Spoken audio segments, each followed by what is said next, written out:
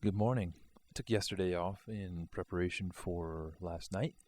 We had an intervention of sorts, spiritual intervention, for some of the folks in our church.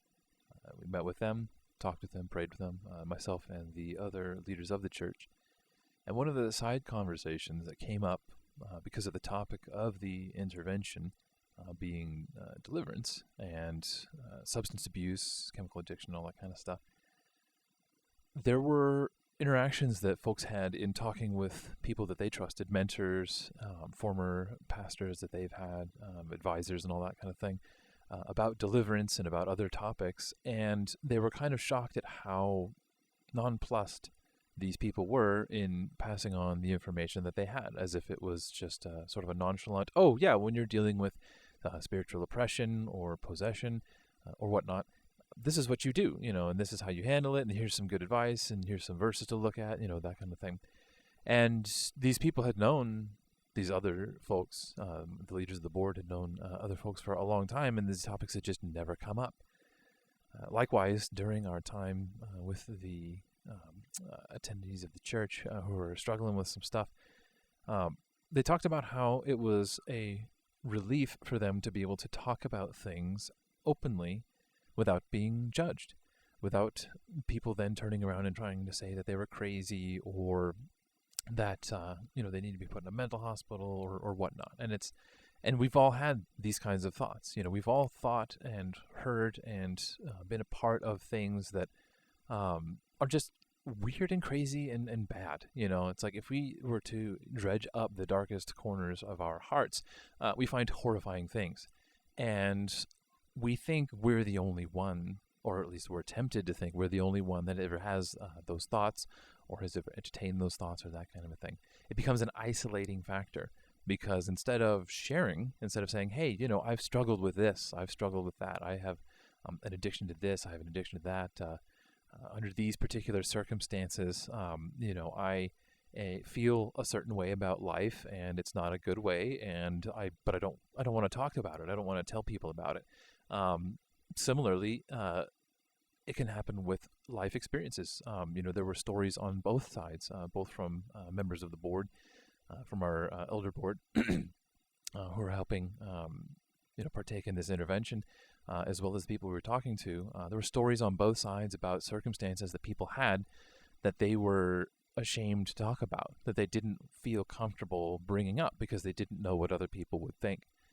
And the tragedy of it, again, is that when people do finally talk about it, when people realize that others have had the same experience, all of a sudden there's a connection, there's a bond that begins to form because you realize you're not alone. And especially when you're not alone with somebody who is worshiping the same God, who values the same things, who is trying to learn how to love others the way God has loved them, and you're doing the same thing, that bond it almost feels like family, in a sense. When you're a child, and I have kids so I can I can attest to this, there's not a lot of secrets. They try, but they talk about everything. And there are a number of times where I've had to try and censor certain topics because it's just frankly inappropriate at the table.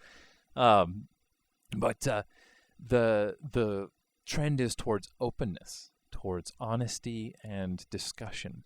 And what I've noticed, especially in certain online circles that I have been able to participate in, discussion is difficult, especially when it comes to topics that are contentious. I had the topic last week where I talked about the two different communication modes, collaboration and conflict. And most people don't either know that they exist or when and how to use either of them. But even just more generic than that, at a more 10,000, 20,000 foot level, people don't know how to relate. People are afraid to be relatable, to be vulnerable, to talk about things that might be controversial, that might be reflecting on them in some sort of negative way, even if it's a natural thing that they're experiencing or supernatural thing that they're experiencing that's not really of them. So what I want to think about today, and I want to encourage whoever hears this, is to not be so afraid. Not to throw away restraint and tact and things of that sort and just demonstrate everything with reckless abandonment. But if the only reason you're not talking about something is because you're afraid of what somebody else is going to feel about it, then look at the nature of that relationship you have with them. Is it contingent on agreement? Is it a relationship that was formed on a mutual understanding, and this new topic throws that understanding into question? Or is the relationship something deeper? Is it a relationship that is formed through a shared identity, and the topic that you're talking about is threatening the whole identity, let alone the nature of your relationship? What is it about your fear that has you withholding? Sometimes, again, it's an appropriate venue, it's an appropriate timing to talk about stuff. But even if those things are removed from the circumstance, if there is an appropriate time and someone is willing to listen, but you still won't share, what's the problem? What is it really? Where is the gap?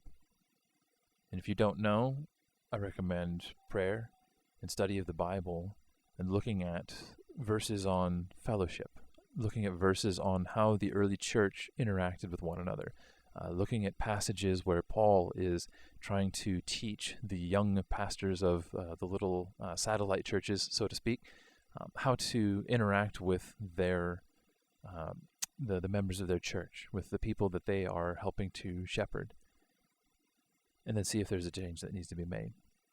See if God has been trying to get you to open up and talk about something, to take the risk, because there's somebody else who needs to know that you're going through that same thing. And perhaps together you can come to God and pray and study and help each other out in the flesh with respect to accountability, with respect to understanding and being there for one another. That's this morning's thoughts. I want to thank you for joining me. Have a great rest of your Wednesday. God bless. Bye-bye.